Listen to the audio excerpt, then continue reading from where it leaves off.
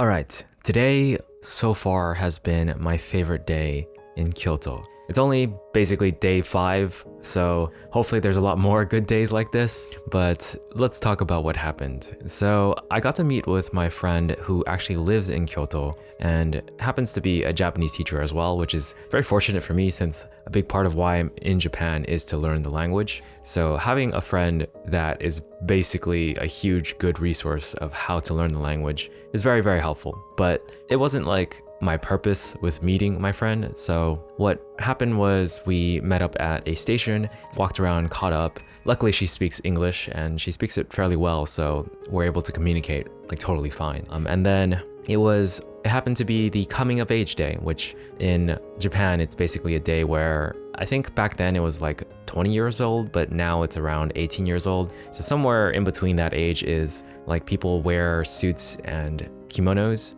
and just celebrate coming of age. You're now an adult, basically. And I think the whole tradition is really cool. Mostly the kimonos are really cool to watch and see. A lot of the guys were just in suits and I thought that was kind of boring compared to pretty much every girl who was wearing a kimono that was well designed and very interesting and unique. But there were some guys that wore some interesting costumes as well. I don't know what they're called, so I guess I'm just calling them costumes, but I'm sure they have a name. Anyways, that was a really fun sight to see. That's the first time I got to see that. I think if you're coming around Japan near, I think January 8th was the day, then you might be able to see it and check it out. I think it's pretty cool. It reminded me a lot of Anime Expo almost, like, except the theme is everyone's wearing a kimono. Because there were photographers around that were taking photos of people and they were not like related whatsoever. You just ask and some people are willing to let you take a photo of them. And we were hanging out around Heian Shrine, so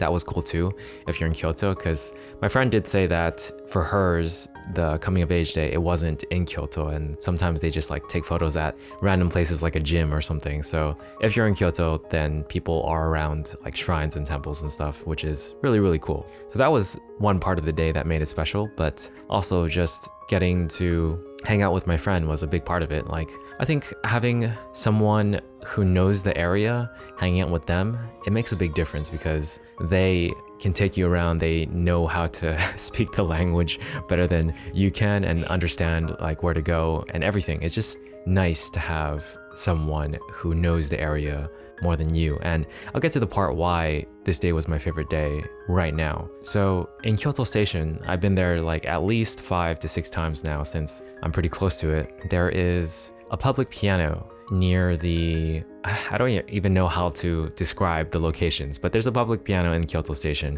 where you get into the station. But there's also another hidden one, and I'm not gonna exactly say where it is because I feel like less people know about this one, and I think that it should stay that way because it's nice to just have an area where it's less crowded and where there's just a few people. And I think that's what made it really, really nice. But heading to that piano, well, it was a surprise because she didn't tell me where we were going. So once we got there and I saw that there was a piano, I was just like so happy because I love playing piano and it's something that I'm very passionate about. So getting to see it and getting to play it in a new setting like that, where the sound and the reverb was just so different, it just was so awesome.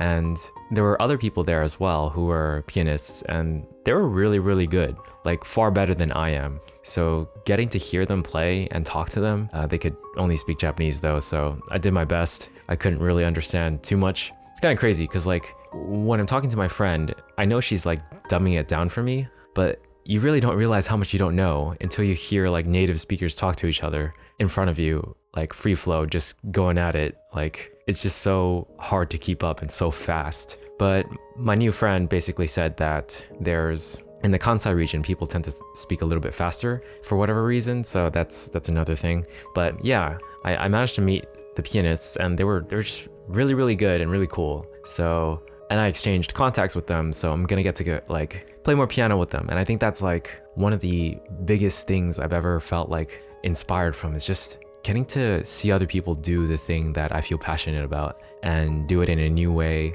play pieces I've never heard, just interacting with them. It's like something very, very special. And I feel like I've been missing that in my life for a long time. So for me, that entire experience and moment like felt so so different, so inspirational, so like motivating. Like I feel like I want to live life with more energy now and just give it more. So it was a great experience basically. And I'm super happy that my friend like surprised me with that. And aside from that, the day was also really fun. Like we went to round one in Japan. It's really bigger than the ones in California. And then I taught her how to play pool for the first time. It was her first experience, and she said I was a good teacher, so that made me happy. And playing, she beat me since I accidentally sunk in the 8 ball. And then we went to eat some good food, basically, and just chat and catch up. And that was basically the day. That was undoubtedly my favorite day so far in Kyoto. And hopefully from here on, there's just gonna be more great days. All I know is that I'm inspired and I want to do more. And there's just so much more to learn regarding like piano, Japanese, and everything. And there's so much to life in general. And I'm starting to feel that, and it's starting to become really exciting. And I'm getting ready, getting ready to just get out there and do stuff. All right, so that was day 5 of Japan. There are right about 80 or so more days to go. So let's get it.